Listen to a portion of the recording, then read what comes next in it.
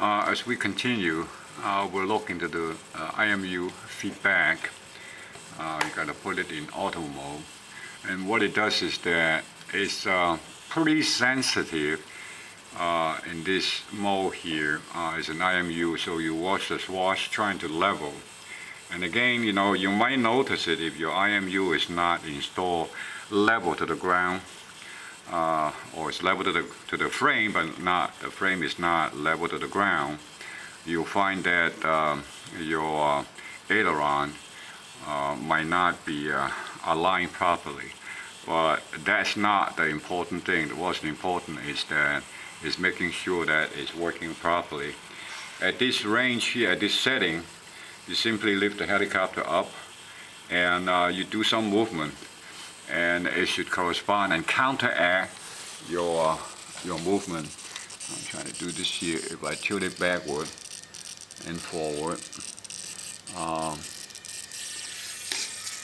left and right, and this is more what you're trying to look for. If the correction is wrong, then likely that you got to go back and reset your swash. So this is just to double check that it's working properly. The next feature here is battery performance test. What it does is that when you do that, it will just try to load up your servo with a very fast movement to see if it is the battery is up to par. I normally will use a voltmeter, and just to make sure that my battery is working properly. Let me show you. I just work the hell out of the servo and you see if your battery is in good condition. Like I said, I make sure I use a voltmeter also every time. So now what we come next is the autopilot. This is the most talked about on our previous version, with a lot of terminology. Some people just don't apprehend what that means. Well, really over here now you have front and back is in terms of speed, and left and right again is in terms of speed. And we do have a table now, a recommended gain setting, so that people will have a better understanding what that is. In the manual we do some suggested setting parameters here for Align 600, Logo 700, Joker, and JR. So this is a reference point that we suggest. And again, I'm going to go through some of the parameters here. The gain over here, we have a low of 40% to a height of 400%. And for vertical, we have a low of 50% and a high of 250%.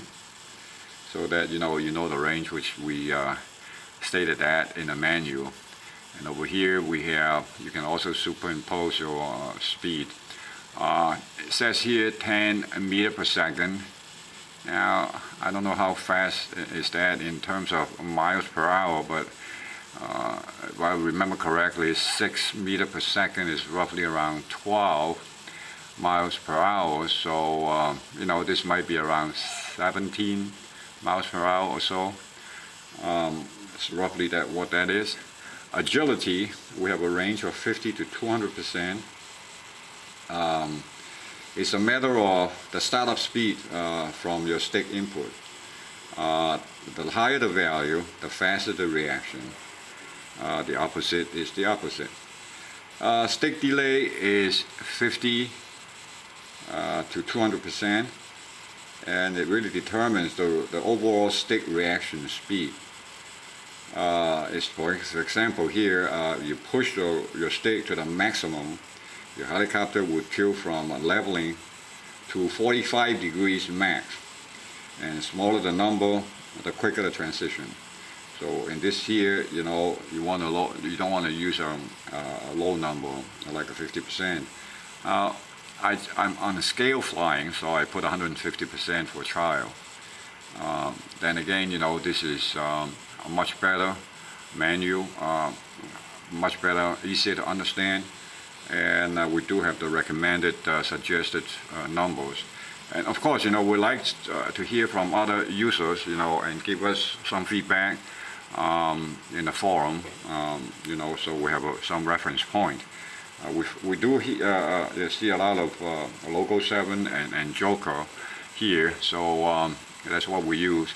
So the recommended suggested number may be good for those models. So come next is the center position.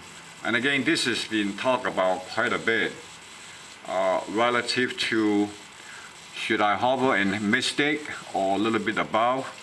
What if I hover up, above mid-stick? What do we do? It's a pretty wide tolerance to what I hear. In other words, it's up to almost 20%. So say that my mid-stick is 50%, but I hover at around 65. What should I do? That's okay. I mean, you're within the 15%.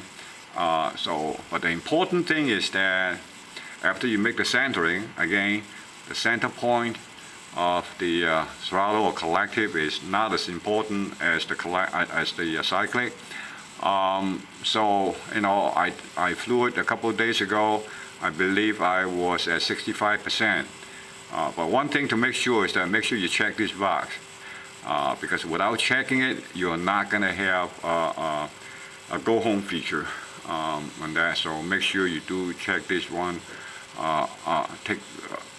Check this one on. If you don't, naturally, you can hover at 80%, and then it won't do anything drastic, switching from menu to auto, but you're not going to have the return home feature, the enhanced fail-safe feature. And that, of course, then you can choose the hovering or go home here. And I just pick hovering because I don't, personally I don't fly that far. I'm on a scale guy, and I'm not into AP as many users here intend to use H14. At this point, I'm not going to go through gimbal because I don't have the setup here currently. Perhaps Robert can help me out and do a video on this topic here. So that's about it. It's a fast walkthrough on the latest H1 firmware and ACE systems. Well, time will tell. There's a lot of improvement here. These improvements could not be made possible if not from the input and the feedback from the users.